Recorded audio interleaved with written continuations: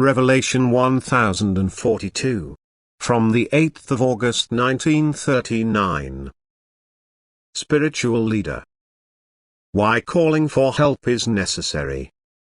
It is so incomparably comforting to be able to walk life on earth in the constant care of spiritual guides, and this thought is exceedingly reassuring for all those who lack willpower and yet do not want to act contrary to God's will.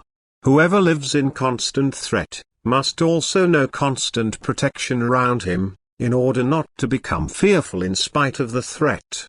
And every person is in an endangered position considering that the opposing power continuously struggles for his soul and therefore has the greatest interest in bringing people down.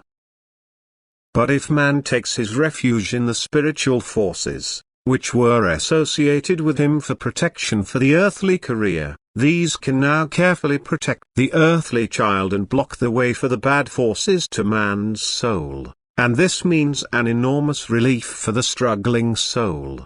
However, the calling of these forces is absolutely necessary, which are ready to help at any time, but are not allowed to hand out their help unsolicited according to divine law.